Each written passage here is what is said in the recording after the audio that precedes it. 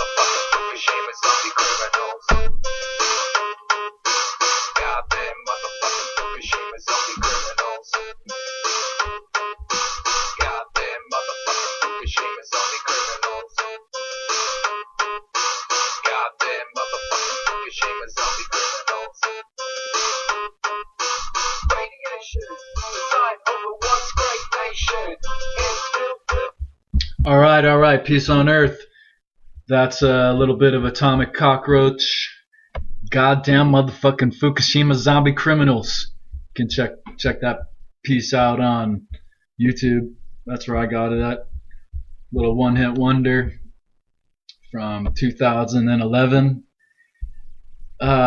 Let's break it down. What is oligarchical collectivism? Orwell coined the term in his book 1984, and it described basically the system of government in that fictional world. That status quo was oligarchical collectivism. Without getting too complicated, really most all institutions are somewhat oligarchical.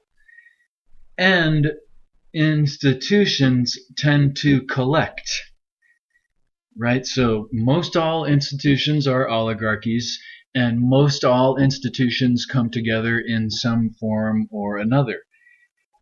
Oligarchical collectivism really is most easily pictured as a pyramid made up of blocks of institutions coming together, the most elite, the most powerful, most authoritarian on the peak.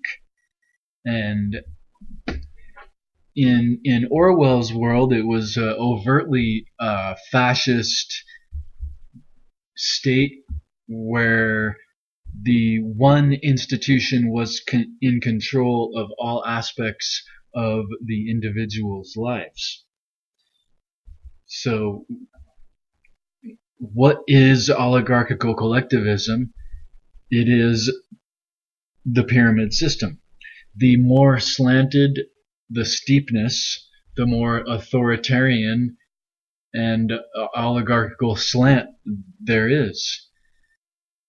Or what was what more importantly, what was Orwell trying to say in his book 1984? Through presenting this term, oligarchical collectivism. The world today is based on oligarchical collectivism, and if there were to be a window frame to point out the problems, commonality in the world, whereupon you could really focus activist measures, it would be oligarchical collectivism is one, but more specifically, more importantly, today we have biological oligarchical collectivism. Now, what I mean by that is that in typical oligarchies, there's overt threat to one's personhood and possessions. In the oligarchy that we have today, in the NWO or Netherworld oligarchy, we have a polluted environment bereft of minerals and so forth. So all the quality things that we would like to have in our foodstuff and our water has been minimalized, and many new nasties that the biology of our forefathers never experienced is now redundant in the environment in every strata. You go to the Arctic and there's petrolithic contamination and nuclear contamination. It's everywhere. It's in your food, it's in your water, it's in you. This is biological oligarchical collectivism, And this is the problem the world faces. And in the same manner that nuclear experimentation and radiation knows no borders, this point to stand on also encompasses all in every border. To stand for the individual and stand against biological oligarchical collectivism is one thing that can bring us all together. So, the pyramid system is oligarchical collectivism, and biological oligarchical collectivism represents not only a cost directly to our person and personhood, but indirectly to our well-being and the well-being of future folks and all sorts of living creatures on this planet. So, biological oligarchical collectivism, it is a mouthful, but it certainly represents the problem of the world, also quite a handful and mouthful to handle. Here's a quote from 1984. There will be no curiosity, no enjoyment of the process of life. All competing pleasures will be destroyed. Let me just pause real quick.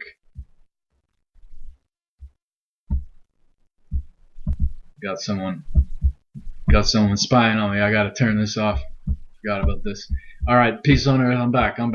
There will be no curiosity, no enjoyment of the process of life. All competing pleasures will be destroyed, but always there will be the intoxication of power, constantly increasing and constantly growing subtler. Always, at every moment, there will be the thrill of victory, the sensation of trampling on an enemy who is helpless. If you want a picture of the future, imagine a boot stamping on a human face forever. And that quote is from 1984, from the antagonist character in 1984, speaking with the main character, Winston Smith, who is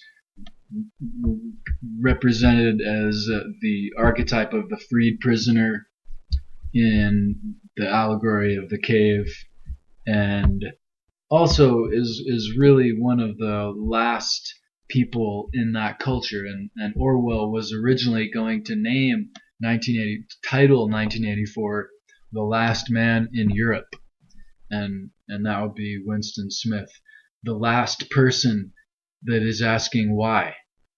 And when we're thoroughly institutionalized into oligarchical collectivism, that's one of the first things to go. Why? It's also one of the most powerful words.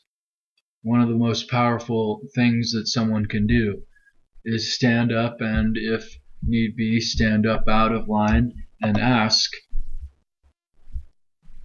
those in the pyramid system why.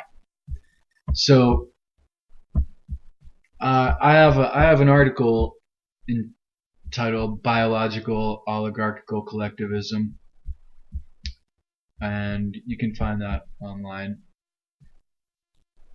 Check it out. Gets into nuclear experimentation and the all-around oligarchical structure of much of society today. Gets a little bit more in depth, but let's break out with a little more Fukushima zombie criminals, atomic cockroach. Peace on earth. Until next time. Radiation, suicide over once great nation. It's filled with disinformation. To control the population. Electricity in the station. Radiation. nation is filled with disinformation. Used to control their population and reduce the infestation. Goddamn motherfucking machines are criminals. Goddamn motherfucking machines are criminals. Goddamn motherfucking machines are criminals.